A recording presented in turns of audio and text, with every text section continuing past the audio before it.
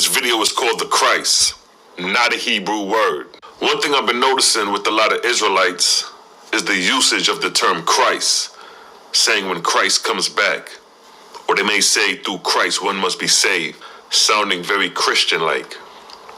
Now the term Christ is attributed to Jesus Christ. When you refer to Christ, that's the first person that pops in mind. Now the correct term a Hebrew's supposed to use is Mashiach, meaning to be smeared with oil. That's the correct definition a Hebrew Israelite's supposed to use. You will hear them use the term Mashiach, and then right after that, use the term Christ, thinking that the two words are connected, or thinking that Christ is a translation of the Hebrew Messiah, or Mashiach. But I'm going to prove that to be false. Now let's clear this matter up. The term Christ predates Yeshua or Jesus well over 400 years. The term Christ is rooted in Egypt. Osiris was considered the Keres, the good shepherd. Osiris was called Nefer in Egypt, meaning beautiful and also goodness, goodly. And the Medu Neter glyph for the word looks like this. And if you notice, you see a cross. Keep that in mind.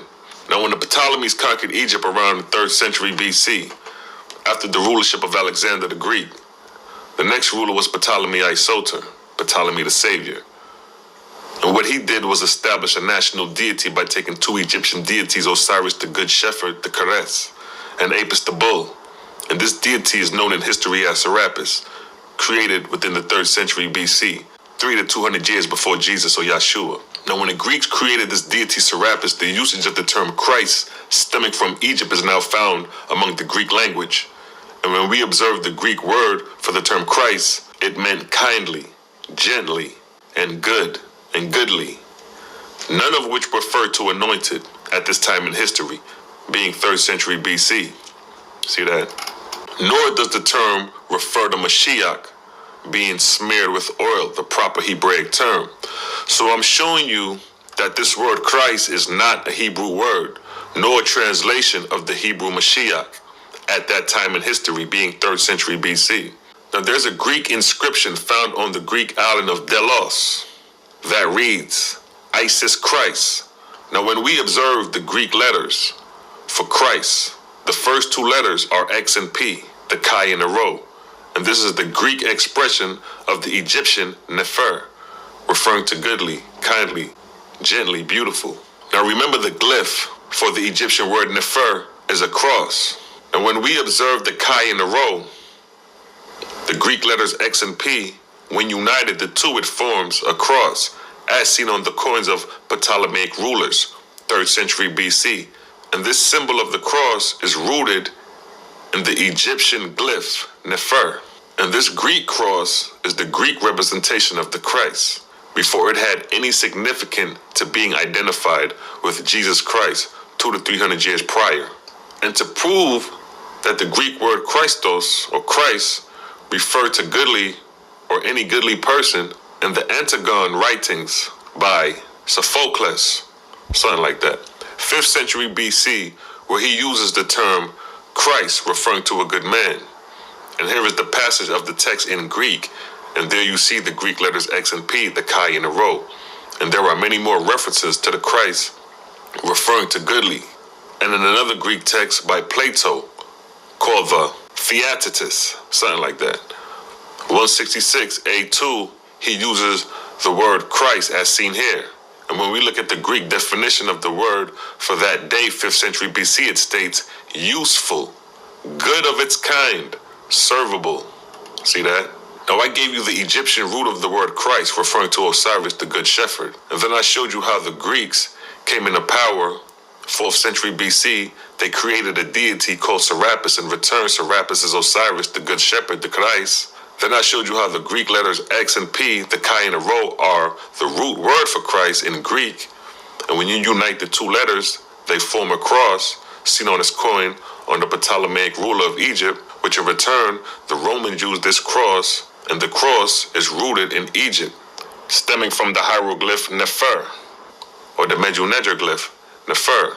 Then I showed how the Greek used the term Christ, the Chi and the Rho, to refer to good, good of its kind, goodly, being its original definition. So this is the root and origin of the term Christ, 300 to 400 years before the Romans used the term Christ. Now the term Christ became synonymous with the personal deity during the 1st to the 3rd century Common Era, 300 to 400 years after the term was in use among the Greeks. See that? And it is during the 1st century Common Era that the term Christ is used in reference to Serapis and then Jesus Christ. The image of the Roman Jesus Christ comes from the Greek Serapis, and in return, the Egyptian Osiris, the Keres, or the Good Shepherd. Now this is something all Hebrew Israelites need to know, because they use the term Christ loosely in reference to Yeshua, which should not be used, as I proved that the word Christ has no ties to Hebrew. You can't find the word Christ in ancient Hebrew, because the origins of the word did not translate in that format. The format of the transliteration of the word Christ is from English back to Latin, back to Greek, then back to Egypt. See that? No Hebrew connection at all. Now let me seal it up with the WASPI. In the 24th arc cycle after the creation of mortals, called the Ark of Bond, and the length of this arc cycle is from 1553 BC to 1848 AD present time. That's the length of the 24th arc cycle. And within the arc cycle, a false god rose up by the name of Anuhasaj, who styled himself the Christ. And the term Christ in early Greek also referred to a deity as well.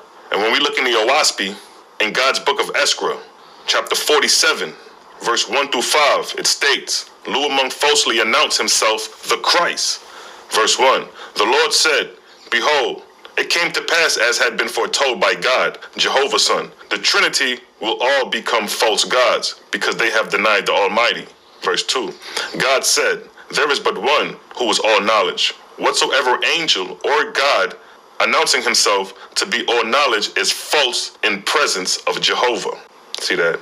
Verse 3, Nevertheless, Luamung had it proclaimed in heaven and on earth that he was the Christ, which is the Ahamic expression for all knowledge.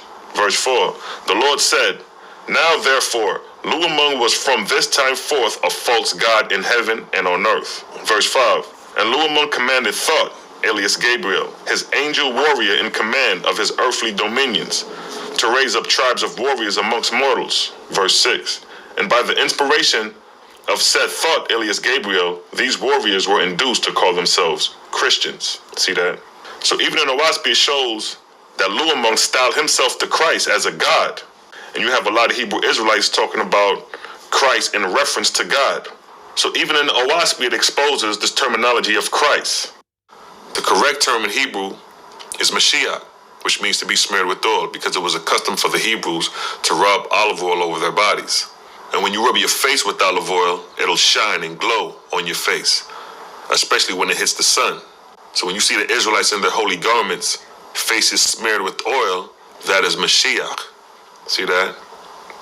I just wanted to clarify that, because a lot of Israelites is using the term Christ loosely, and it's not a term that we should be using. And with that, I'd like to say peace and blessings. Shalom.